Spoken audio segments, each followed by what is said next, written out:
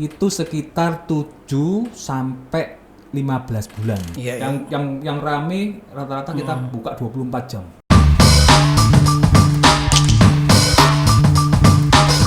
Halo, apa kabar teman-teman semuanya? Luar biasa sekali kalau saat ini saya kebetulan bersama dengan narasumber. Kita akan mengulik satu peluang usaha yang kebetulan akan diperkenalkan oleh teman saya yang sangat luar biasa, Pak Enos. Apa kabar Pak Enos? Luar biasa Pak Sidin. Luar biasa ya. Iya, saya kenal Pak Enos ini memang seorang yang ulet, tangguh, luar biasa. Meskipun di saat pandemi beliau masih tetap eksis dengan usahanya ya. Tapi sebelum kita masuk ke materi ini Pak Enos ya, kalau kemudian saya sebutkan kopi, apa yang ada terlintas di benak Pak Enos? Satu kata aja dari kopi. Hitam Pak. Hitam ya. Nah oke. Karena Pak Enos sebut hitam, sehitam apapun masalah yang sedang terjadi saat ini di kehidupan kita, maka kita harus fokus tetap pada solusinya, bukan pada masalahnya. Seperti kopi, betul. Kopi meskipun hitam, tapi tetap disuka orang. Tetap banyak orang yang merasakan nikmatnya juga. Setuju ya Pak Enos ya? Sangat setuju. Luar biasa. Ya. Nah, apa Pak Enos yang dibawa, yang bisa kita bincangkan mengenai usaha ini? Pak Enos sedang usaha apa ini sekarang ini? Ya, kita tahu Pak ya, di era sekarang barusan kita akan mengalami pandemi yang luar biasa. Ya, betul. Semua berdampak di dunia, dan saya awal mulanya memang berkecimpung di properti ya, karena mungkin saat itu off semua ya. Lalu saya coba apa yang menjadi memang sebelumnya memang saya sudah pernah buka kuliner. Ya, tapi saya kembangkan, saya fokus ke kuliner ini. Ada beberapa properti saya ya masih ada, kalau dibiarkan aja nggak masalah kan properti, ya pasti akan naik. Betul, tapi kalau saat ini kita lihat bahwa industri kuliner ini sangat menjanjikan, Pak. Jadi sebelumnya saya tahun 2017 saya berpartner dengan teman saya. Pertama cuma 3 cabang. Lalu kita membuat bagaimana supaya kita bisa punya cabang yang banyak. Ya, dengan adanya kita bikin kritis manajemen, ya, dari manajemen marketing, dari manajemen sales, dari HRD dan sebagainya. Kita bikin sehingga kita bisa punya cabang sampai yang ke-9 sekarang, Pak. Oh, ini usahanya apa? Bisnis kuliner gitu? Ya, kuliner. Apa boleh tahu? Ini? Kita ada namanya Resto Kuliner yang fokusnya itu, nama brandnya itu Bebek, Pak. Oh, Bebek. Ya. Nah, ini kan semua cabang-cabang kita semua ada di Kota Gresik, di Gresik, daerah Gresik ya. Nah, planning kita di tahun 2022 ini kita masuk ke Surabaya. Oh, mulai ngembangkan di kota Surabaya. Di kota Surabaya dengan brand Bebek Senayan, Pak, ini. Oh, ini brandnya Pak Enos sendiri ya? Senayan. Bebek Senayan. Bebek Senayan. Iya. Apa yang membedakan Bebek Senayan ini dengan bebek-bebek yang lain? Nah, betul ya.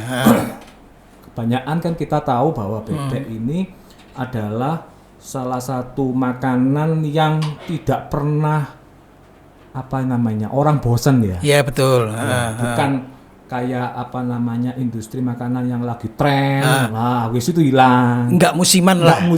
Betul ya. Seperti ayam, bebek ini suatu makanan yang umpamanya akan terus menerus. Betul.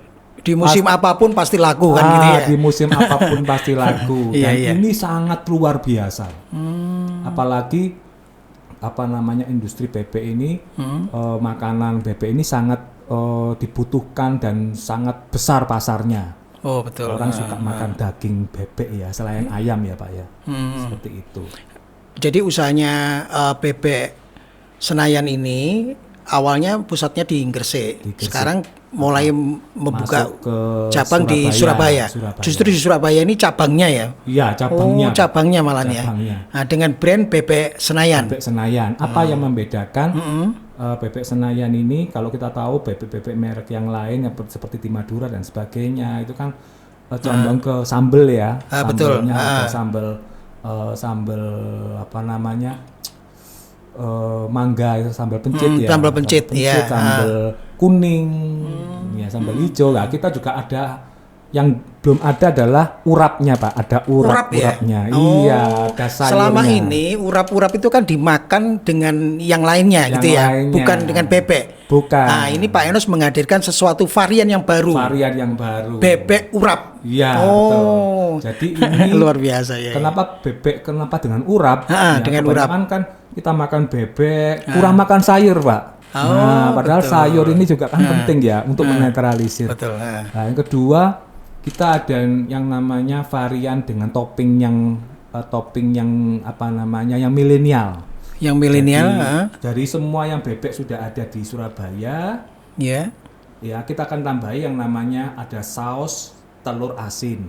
Ada toppingnya ini. Toppingnya bebek goreng, ada bebek bakar, lalu dengan topping saus telur asin, ada sambal hijau, ada kremes keju, ada saus barbecue, ada Gyeorgyeong yaitu saus Korea. Saus Korea. Iya, seperti itu. Jadi ini yang kita skupnya ke milenial. Nah, anak-anak milenial, senangannya kan ada kejunya. Betul.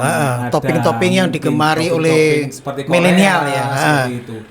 Betul. Pasar kita memang dari umur 7 tahun sampai umur 60-an orang suka akan bebek. Tapi kalau yang milenial ini umur 15 sampai umur 30-an itu mereka suka yang ada variasinya. Betul. Jadi ada kejunya, ada apa nama saus telur asin. Iya. Ternyata kok mereka diminati ya. Iya. Ini yang belum ada di varian bebek manapun. Luar biasa. Ya, ini Pak. Iya, baru topping yang seperti ini yang ada di bebek Senayan ini ya. Iya, betul. Jadi kita upgrade value, Pak, untuk bebek. Jadi bebek hanya dirasakan di bebek Senayan ini yang kita bisa pilih topping sesuai dengan permintaan apa yang menjadi keinginannya. Oke. Menarik sekali apa yang disampaikan Pak Enos tadi tentang bebek ini ya, variannya, toppingnya ya. Tapi satu pertanyaan yang sekarang ini mungkin konsumen juga menanyakan, mahal maling harganya? Mahal nggak ini, Pak? Kalau kita memang ada memang dari porsi yang besar, ada porsi menengah, ada yang porsi kecil. Jadi juga kita juga itu, sesuai dengan permintaan juga. Jadi kita antara 15.000 sampai 30.000. Masih terjangkau saya pikir kalau harga seperti itu ya, 15.000 per porsi ya. Per porsi. Itu pun tergantung toppingnya, begitu ya? Toppingnya. Menarik sekali ya. Terus ini sekarang sudah ada berapa outlet ini Pak Enos? Yang di Gresik, kalau Surabaya kan masih belum. Iya. Ini kalau di Gresik sudah ada berapa outlet? Ada 9 Pak. 9 outlet. Dan semuanya rata-rata ya luar biasa. Yang rame rata-rata kita buka 24 jam. 24 jam. Ada kita juga masuk ke sosmed juga. Nanti ketika dibuka di Surabaya, apakah dengan sistem seperti apa yang mau ini? Nah, ini yang membedakan supaya nanti teman-teman ini juga bisa ikut berpartisipasi juga kan seperti itu ya. Apakah ada satu peluang usahanya seperti itu atau gimana Pak Enos? Di Gresik ini padahal kita fokusnya adalah mereka yang makan offline, mereka yang datang. Onsite di situ ya. Jadi perbedaan dengan yang di Surabaya, kita punya ada satu sistem bukan hanya secara offline, tapi kita juga menggunakan online. Online juga. Ya, menggunakan online. Kita juga melayani event-event gitu seperti itu. Event-event apa namanya kayak arisan, kayak pernikahan dan sebagainya seperti itu. Nah, di online ini dengan pasar offline aja, itu omset kita sudah setiap bulan, setiap hari itu sekitar 20 sampai 25 juta. Luar biasa ya. Kisarannya seperti itu ya, 20 sampai 25 juta ya. Satu cabangnya itu. Iya. Seperti itu. Itu belum online ya, Pak ya. Online ya. Jadi kalau online pasti jauh lebih besar. Dan ini yang kedua adalah yang membedakan dengan yang cabang-cabang yang di Gresik. Kita menggunakan minumannya itu kita tambahkan ada minuman milenial, Pak, supaya minuman lebih mengena juga di target market untuk milenial. Jadi orang-orang anak-anak milenial sukanya yang manis, yang seger, ya. Seperti itu, betul. Seperti kayak minuman boba dan sebagainya. Itu kita juga gabungkan, karena kenapa kok kita disebut Bebek Senayan ya? Berarti kita tahu bahwa Senayan di mana, di Jakarta. Dan itu pasar kita menengah dan menengah ke atas, tapi harganya harga rakyat, Pak. Gitu ya. Nah, ini boleh juga dong diceritakan Pak Enos untuk satu peluang usahanya supaya teman-teman yang di luar juga mungkin pengen punya juga Bebek Senayan ini, tapi berapa dong anggarannya atau biayanya berapa kalau kita pengen buka usaha seperti ini? Mungkin bisa juga diceritakan ini Pak Enos. Iya. Jadi untuk di Surabaya kita targetkan ini, di kota Surabaya itu ada Surabaya Barat, ada Surabaya Tengah, ada Surabaya Timur, Surabaya Utara dan Selatan.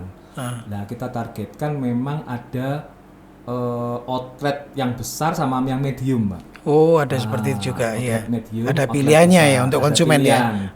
Untuk investor. Jadi, investor bisa buka yang medium. Berarti kalau medium berarti misalnya Surabaya Barat cukup 2 atau 3 outlet medium dengan kilometer sekitar 5 kilometer lah radiusnya. Kalau di Surabaya masih cukup padat kan. Betul. Kalau jauh pasti kemungkinan mereka untuk order GoFood dan GrabFood kan agak kurang ya. Karena biaya ongkos kirimnya mahal, makanya kita targetkan seperti itu. Soalnya kan kalau misalkan seperti di kota sebesar kayak Surabaya ini kan luas sekali kan, luas banget kan ya. Padat. Betul. Kalau Surabaya Barat hanya 2 aja kayak saya kira kurang lah. Kalau menurut saya kurang seperti itu. Jadi ada pola kemitraan ya. Seperti itu ya. Bisnis kemitraan. Jadi kita berpartner, sistemnya bagi hasil, Pak. Bagi hasil. Nanti luar biasa. Lebih fokus kita jelaskan, mungkin bisa hubungi di nomor telepon kita. Iya. Nah, kemudian satu lagi nih pertanyaan Pak Enos. Ketika teman-teman ini memanfaatkan untuk pola kemitraannya itu, keuntungan apa, benefit apa yang didapatkan mereka dari tentang Bebek Senayan ini? Apa yang untuk investor ya? Untuk investor ini, apa keuntungannya ini? Ya, untuk investor kita setiap bulan dari margin keuntungan bersih net profit ya. Net profit kita akan ada bagi hasilnya, Pak. Ada bagi hasil. Yang pertama memang kita kasih bagi hasil ke investor itu sekitar 70%, Pak. 70%? Istilahnya fokus mengembalikan modal ya. Modal dari investor. Baik modal awal maupun sampai biaya tempat dan sebagainya. Ya toh setiap omset, misalnya omset keuntungan net profitnya 100 misalnya, investor dapat 70 juta, manajemen dapat 30 juta, itu sampai terjadinya BEP. Setelah itu investor akan menerima 30%. Kalau selama ini yang sudah dibuka di Gresik itu, kira-kira kalau untuk kota Surabaya ini berapa lama BEP-nya? Butuh waktu berapa lama? 3 bulan, 6 bulan? Kalau yang di Gresik aja kita hitung dengan perhitungan di Gresik, dengan offline aja loh. Offline ya? Betul ya. Tidak ada online. Itu sekitar 7 sampai 15 bulan. Ya, cepat sekali. 7 bulan sampai 15 bulan. Itu tidak ada online. Saya optimis kalau di Surabaya dengan konsep ada tambahan online dan market kita juga masuk ke milenial, ya jauh lebih cepat. Gitu ya. Seperti itu. Untuk BEP ya. BEP ya. Nah, kemudian nanti juga ada support lain ya dari perusahaan, misalkan untuk training karyawannya atau apa? Semua ya. Manajemen, Pak. Gitu ya. Kita manajemen. Bukan kita jual lepas selesai owner yang mengerjakan. Ya, gitu ya. Karena apa? Kita tahu bahwa kemitraan yang menggunakan kita jual lepas, mereka tidak tahan lama. Betul, ya. Karena mereka mungkin, saya lagi pensiun, saya mau usaha apa ya, gitu. Tapi kalau mereka tidak menggeluti di bidangnya, pasti nggak lama kurang ini ya, maksudnya kurang untuk promosinya dan sebagainya. Dan kita semua yang cover Pak untuk manajemennya. Untuk manajemennya ya. Semacam ada semacam toko minimarket gitu loh yang sudah ada sekarang ini kan itu sudah di manajemen nih. Jadi investor akan menerima profit aja. Dan kita investor akan menerima laporan setiap bulan. Laporan setiap bulan, profit keuntungannya setiap harinya. Setiap harinya kita akan ini. Lalu bisa dicek CCTV itu kan bisa lihat mendaknya orangnya. Oh betul ya. Lalu dari kasir itu langsung ada pembukuannya masuk langsung ada namanya sistem POS itu untuk bisa langsung dicek setiap hari keuntungannya berapa banyak yang terjual. Jadi semuanya laporannya up to date gitu. Jadi online semua. Untuk konsumen yang baru buka Bebek Senayan ini nanti akan dibantu juga untuk promosinya? Oh ya, semua gitu ya. Dari branding, dari grand opening, dari promo-promo dan sebagainya kita yang cover semua, Pak. Nah, jadi full ya 100% di backup dari perusahaan ya. 100%. Oke, luar biasa Seperti sekali. itu. Nah, teman-teman yang nanti tertarik atau berminat untuk membuka outletnya dari Bebek Senayan bisa menghubungi nomor polsek di bawah ini ya. Untuk itu langsung ke Pak Enos ya nomor HP-nya. Iya, Pak. Oh, siap. Nah, ini kita sudah siapkan proposalnya. Jadi semuanya ada semua di sini. Oh, luar biasa. Proposal untuk investor. Iya, oke. Mungkin Pak Enos ada tips ya di terakhirin mungkin ada tips untuk teman-teman yang mau buka usaha ini kira-kira apa nih tipsnya untuk teman-teman ini? Ya. Untuk teman-teman para pengusaha, para mungkin yang pensiunan, yang belum punya usaha, belum punya penghasilan, tapi memiliki sedikit modal, ya,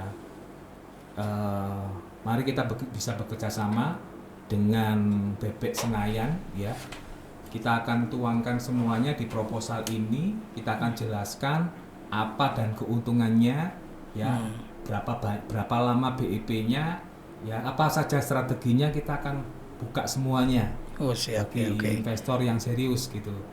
Ya, Ya. jadi ini tidak kita buka di umum Pak. Ada satu trik yang bagaimana omset itu tidak akan pernah turun, tapi naik gitu terus ya. setiap bulan. Nanti akan disampaikan pada saat training ini ya di awal ya untuk para ini ya, betul. investor ini ya. Lalu nggak perlu bingung untuk lupa pegawainya gimana Pak carinya. Kita sudah semuanya rekrut dari manajer, dari pegawai-pegawainya kita sudah semuanya sudah kita handling semua dengan ada tim kita di HRD untuk luar rekrutnya. biasa. Jadi tidak perlu bingung untuk Pak karyawannya bagaimana dan sebagainya. Iya. Tempat boleh usul dari investor mungkin ada yang punya tempat yang bagus dan ini kita dan itu tetap akan kita hitung tempatnya untuk kita sewa. Jadi gitu ya. Berarti nanti ada survei semacam itu seperti itu dulu ya sebelum dibuka. Betul. Kita survei apakah sesuai dengan kelayaannya ya. Ya. Karena memang kita bertanggung jawab untuk investor bagaimana kita bisa mengembalikan modal BEP secepat mungkin untuk gitu ya. Investor. Oh, siap. Oke. Saya kira begitu untuk teman-teman semuanya nanti mengenai tips, motivasi, inspirasi tentang peluang usaha ini Anda bisa pantau channel kami di Lido Talk. Sekian, terima kasih.